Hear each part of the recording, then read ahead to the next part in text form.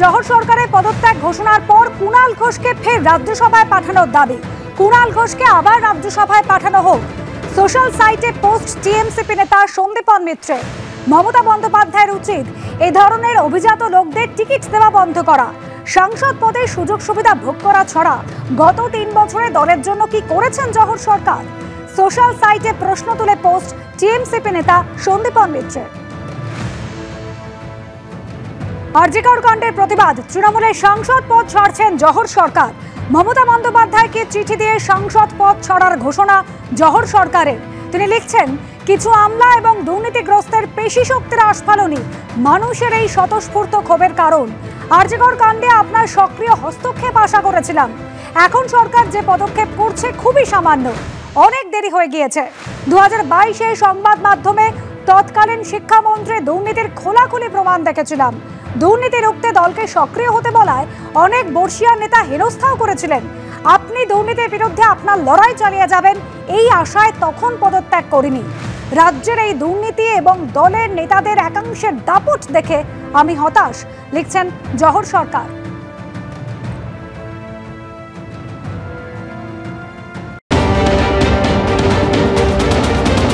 আপনি মমতা বন্দ্যোপাধ্যায়কে আজকে 2 পাতার একটা চিঠি দিয়েছেন, তাতে সাংসদ পদ ছাড়ার সিদ্ধান্তের কথা জানিয়েছেন। কি বলবেন, কেন? আমি তো সব কারণ বুঝিয়ে দিয়েছি চিঠিতে, পরে আমার আর কিছু বলার নেই। আমি স্পষ্ট করে দিয়েছি, আপনারা দয়া করে এই চিঠির ভিত্তিতে যা বোঝার বুঝে নিন। আমি আর থাকতে পারছি না, সম্ভব নয়।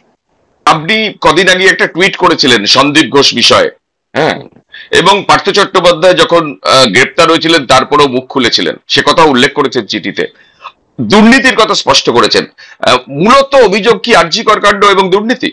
একদম আরজি করের ব্যাপারে যেভাবে আমার মনে একেবারেই ঠিক নয়, একেবারেই ঠিক নয়। আমি এর বেশি কিচ্ছু বলতে চাই না, কিচ্ছু বলতে চাই না। আর আপনি চিঠিটা কি মমতা বন্দ্যোপাধ্যায়কে পাঠিয়েছেন? পাঠিয়েছি। আর আপনি রাজ্যসভার চেয়ারম্যানের কাছে কবে পদত্যাগ? আমি ওনার কাছে সময় নিয়ে যাব। জহর সরকার যে উদ্বেগ প্রকাশ করেছেন, যে পর্যবেক্ষণ রয়েছে তার সঙ্গে দ্বিমত পোষণ করছে না। জহর সরকার তার মতো করে সিদ্ধান্ত নিয়েছেন, তার পূর্ণ অধিকার রয়েছে। দলের মধ্যে থেকে আমরাও যেটা চাই সেটা হয়তো জহর সরকার চাইছেন, যেটা হয়তো সাধারণ মানুষও চাইছেন। সেরকম এমন কিছু পয়েন্ট রয়েছে যেটা আমরাও চাইছি। আমরা চাই দল এমন কিছু ইতিবাচক পদক্ষেপ নিক যাতে সাধারণ মানুষের বিরক্তি, ইস্যুভিত্তিক ক্ষোভ রয়েছে সেগুলো প্রশমন করা যায়। প্রতিক্রিয়া তৃণমূল নেতা কুণাল ঘোষের।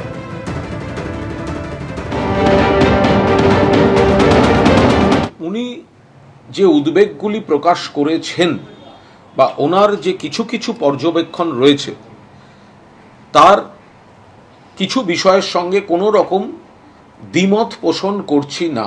কিন্তু জহরদা তার মতো করে সিদ্ধান্ত নিয়েছেন, জহরবাবু তার মতো করে সিদ্ধান্ত নিয়েছেন। শুধু তফাৎটা কোথায়? উনি ওনার মতো সিদ্ধান্ত নিয়েছেন, সেটা নেওয়ার পূর্ণ অধিকার ওনার রয়েছে।